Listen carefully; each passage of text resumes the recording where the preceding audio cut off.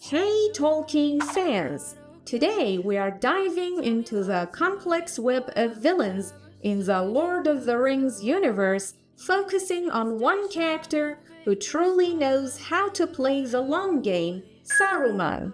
While the War of the Rohirrim might seem like just another chapter in Middle-earth's history, it's actually a pivotal moment that sets the stage for Saruman's rise to power. Stick around as we uncover how Saruman manipulates events to serve his own dark ambitions. The Lord of the Rings franchise is filled with complex villains, each with their own motivations and influences on the epic story. In the War of the Rohirrim, several major antagonists play a role, even if they are not directly involved in the conflict. Among these is Saruman, a character whose cunning and ambition shape the future of Middle-earth. Saruman is one of the myriad powerful beings sent to Middle-earth as wizards to counter Sauron's growing influence. Originally named Kurumo, Saruman eventually became the leader of the White Council, a group of powerful beings dedicated to investigating and opposing the dark forces at work, particularly the necromancer Dol Guldur. However, Saruman's primary concern wasn't Sauron or the safety of Middle-earth, it was his own lust for power. Despite his position in the White Council, Saruman resented his peers, particularly Gandalf, who nearly replaced him as the council's leader. This rivalry fueled Saruman's desire to undermine Gandalf and the other members of the council. Saruman's ultimate goal was to find and claim the One Ring for himself, believing it would grant him unparalleled power and allow him to surpass even Sauron.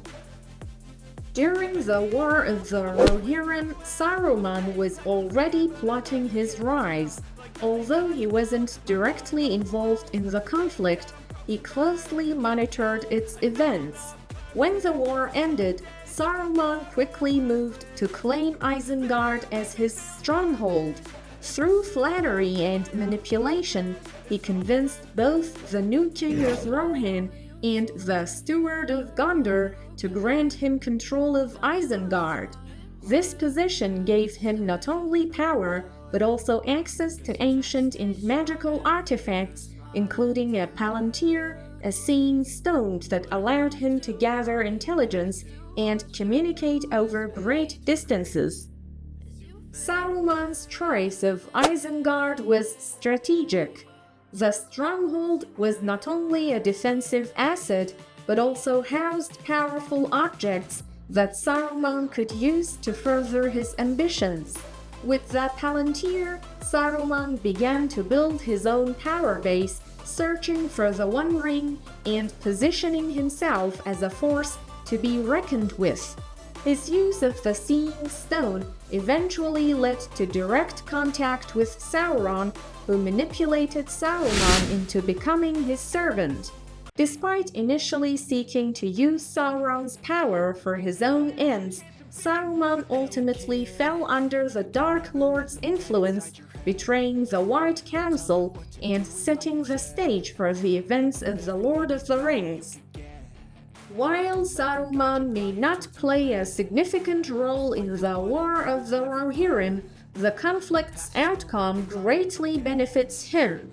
By securing Isengard, Saruman laid the foundation for his later actions in the War of the Ring, including his betrayal of Rohan and Gondor. His manipulation of events during this period is a testament to his cunning and ambition, making him one of the most important, yet understated players in Middle-earth's history. The ripple effects of the War of the Rohirrim are felt throughout Middle-earth, and Saruman's role in these events cannot be understated. His rise to power, fueled by his desire for the One Ring, and his eventual submission to Sauron directly influences the future battles that shape the fate of the world. Saruman's story is a reminder that even in a world filled with heroes, the cunning and ambition of a single individual can have far-reaching consequences. And that wraps up our deep dive into Saruman's subtle yet powerful influence during the War of the Rohirrim. His cunning moves set the stage for his later rise and betrayal in The Lord of the Rings. If you enjoyed this exploration of Middle-earth's darker side, don't forget to like, subscribe, and hit the notification bell for more insights into Tolkien's world. Thanks for watching and see you in the next video. You better pray that I don't see your face at any place that I go. I know you hate